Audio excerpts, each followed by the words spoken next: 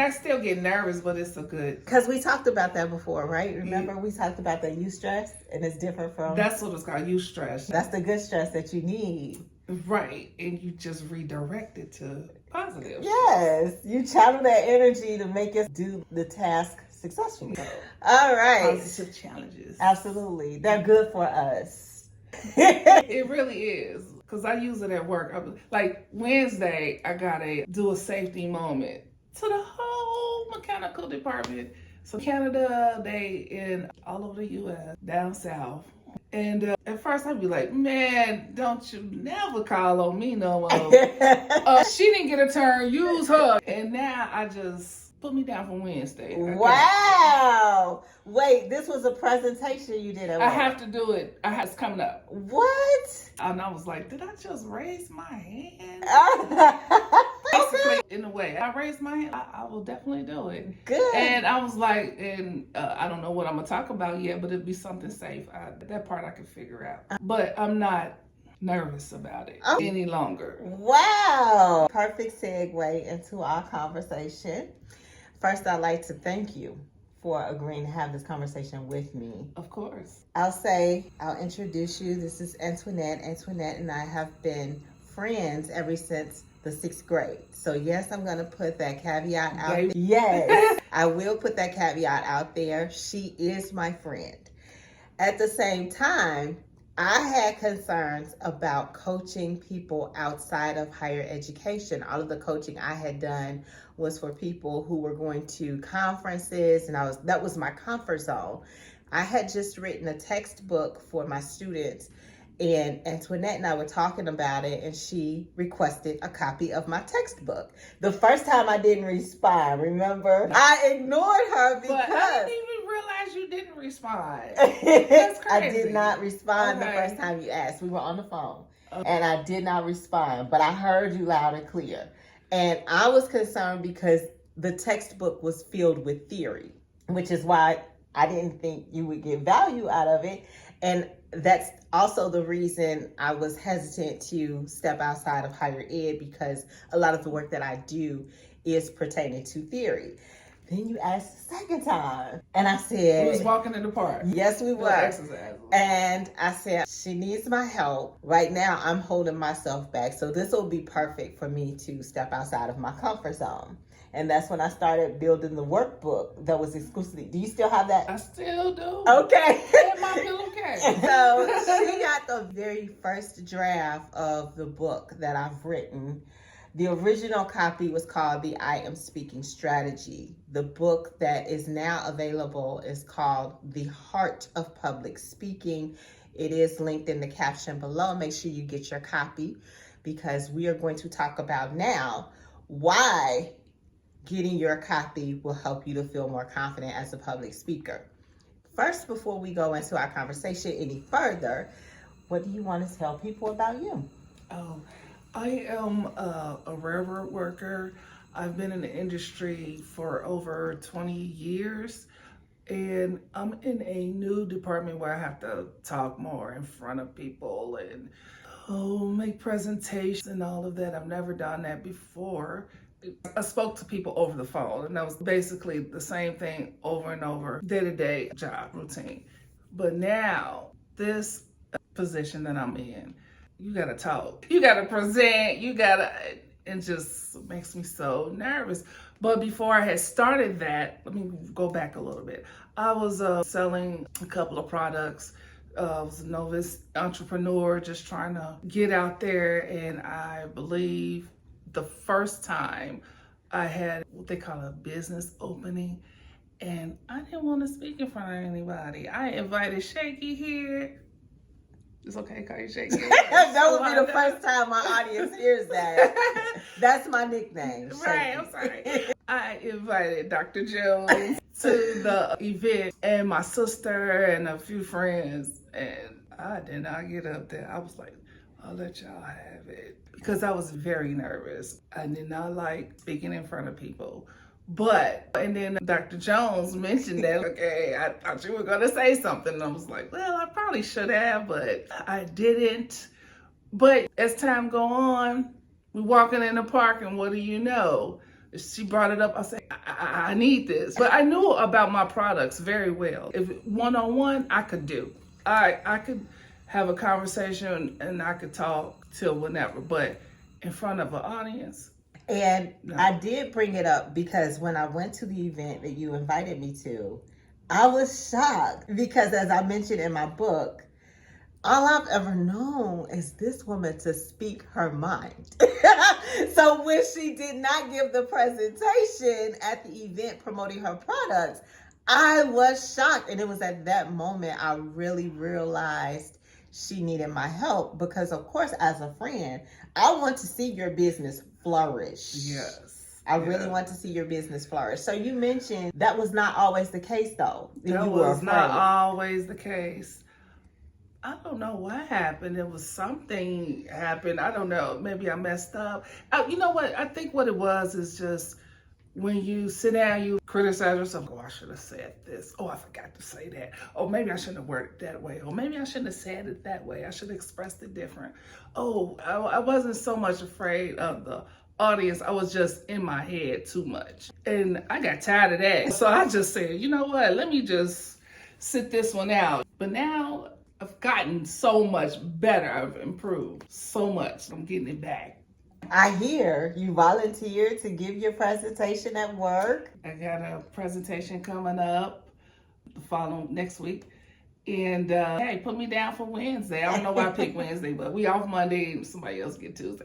But I was like, put me down for Wednesday. I don't even know what I'm gonna talk about yet, but it's like a safety presentation. But what we gonna do? What we gonna talk about? Seat belts, put some rugs on the floor, don't walk on a wet floor. I'm gonna work it out. But the thing is, I'm not nervous about it. Good. And this book, I believe, will help everyday people. Thank you for saying that because that's been my goal. Mm-hmm. So many people have said to me, I do not want to talk like Ted, which is a great book. The title itself sounds a bit far-stretched. It gives the impression that people would need to stand in front of a large audience, and that's not necessarily the goal of the people. Mm-hmm. I wrote my book for people who need to give a presentation in a community, and the audience may be 15 people, 20 people, but they still free for people who have concerns about going live on social media or hosting conferences in Zoom, Teams, whatever platform. That's who my book is written for. But as an entrepreneur, what was the turning point for you when you went through the coaching program that took you from being concerned about giving that presentation that day to what I saw, the confidence that I saw once the program was over? What was the turning point for you? The turning point? You know what? It was more so when I did the exercises every day. There was structure. Oh my God. Oh, it's really a thing to this. And I didn't want to be, back then, a few years back, it was the Clubhouse. I don't even know if they still have that app. But where everybody gets on and have conversations about their particular field, a lot of entrepreneurs and stuff like that. Well, they had this one girl, it might have been a meme, I don't know. I did not want to be that person where they're talking about a lot of nonsense. It wasn't making any sense. And it was just talking to be talking, just a lot of noise. And I said, I don't want to be that person. I need structure. And that's what really helped for me. And doing the mantras every day. I am a visionary speaker. And the more you say it every day, I know I'm getting ahead of myself, but the more you say it, the more confident you feel because you done went through all of the exercises and the speaking. And then I think I had to do a Zoom call. I don't even know who's on the other end with this one. I don't know. But I enjoyed actually preparing myself for it. And I enjoyed giving it. Because it was like, oh, so you gotta get the audience attention right away. And I don't want to get ahead, but that was the turning point. The thing that's different for you though is you had a 21-day, right? Was your program 21 days? You had a rapid turnaround. Now I offer a 4-week program. Oh, you want a week? It's still your program. I stretched it out over time. Yeah. At that time, we had a little more time to work with because it was COVID and It was COVID. I think I was traveling. I went out of town to visit some relatives. And this one here had me doing exercise in front of my family. And they kept interrupting me. And I'm like, oh my gosh. It was the worst. I love them though. But I was like, let me finish this. But it was a good exercise. It was a good practice. Because not only at the event that we had for my soft opening for a product I was selling at that time, I knew the majority of the people there, and I still didn't want to get up and speak in front of them. Really? I should have been way more comfortable with just saying, hey, this is what I do, what I have, this is how it works. I didn't want to do it. My nerves was just I didn't want to go through that emotional, oh, I should have said that criticism that when you just hard on yourself. I didn't even want to do that. So even with my family giving this speech, I just got more comfortable. It didn't matter if I messed up. It didn't matter if I had to start over, repeat myself over and over because the interruptions there. But it would be the same if it was a room full of strangers. It's the same type of nerves that take over. Mm-hmm. But once you read and you do the exercise and you see that there's structure, there's really levels to this. And the more you do it, the more confident you get. I wouldn't be doing this now. So you mentioned earlier the mantras, which there are a couple of mantras included in the book. What are some of the other techniques that help you to develop the confidence and control nervousness? Breathing. I still do that. When I find myself getting a little bit of anxiety, I breathe. I still do the techniques. I still remember that very well. This is a lot. And I didn't even go back. We're talking about, this was a while ago. From this conversation, it's been about 5 years now, has it? About 3 years. 3 years. And I haven't even reread it or whatever. The book. This is just right off the top of my head. And this was so helpful. This is why I wanted her to help me, because I can remember. These are techniques you will use in every day. Learning how to breathe, taking your time, enunciate, getting the audience attention in a few seconds. This is stuff I took in. And I'm just saying this just off the cuff because I remember all of that. So well, thank you. That's important. All right. Well, thank you. Mm-hmm. So we talked about techniques. We talked about how you became interested. We talked about your experiences before the coaching program mm-hmm. and where you are now. So tell us if you have any products that you want to promote right now. I don't have any products. Right now, I'm just focusing on working every day. Will I get back into it? I will let you know. I will definitely let you know. And what one word of encouragement would you give? And thank you for that plug. But absolutely. That's what my whole business is devoted to, empowering other business owners. Me too. That said, what would you say to another entrepreneur who's on the fence about the book and whether or not it can help them? Because sometimes they question if public speaking is the skill they need. So what would you say to the entrepreneur who is questioning if public speaking? Who else gonna promote your product? Who else could do it other than you? If you're the face of that product, you definitely need to talk about it, be confident in knowing, and you might have to say the same thing over and over, but it's a fulfillment because you're selling yourself. So it really helps. And then the nerves, you're going to have those nerves, but they're going to redirect to something positive. Somebody's going to remember something you say, somebody's going to remember, and they're going to remind you, hey, I remember you did this and that. So, and they tell that person, and you have your own unique technique.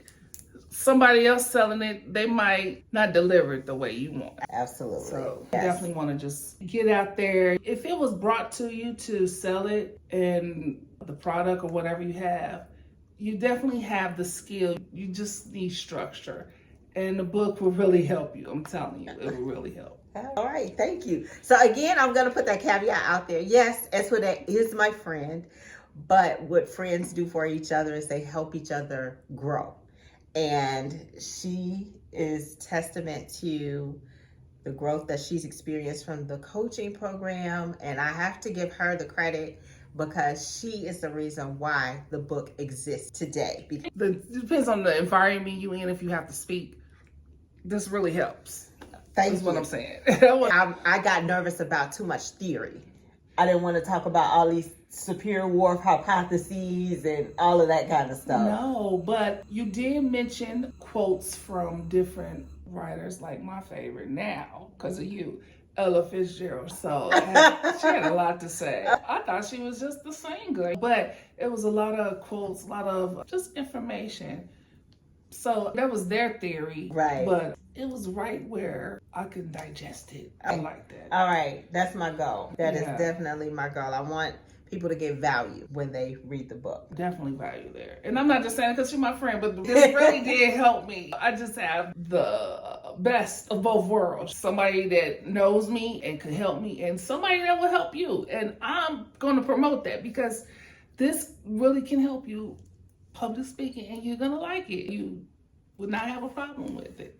Once you get that structure, you breeze through. Once you learn how to breathe, take that stress and turn it into a positive challenge. All right. Well, again, thank you. That's it. I told you, just a regular conversation. I can go on and on. That's it. So now we're going to celebrate. We got some goodies and hangout time. So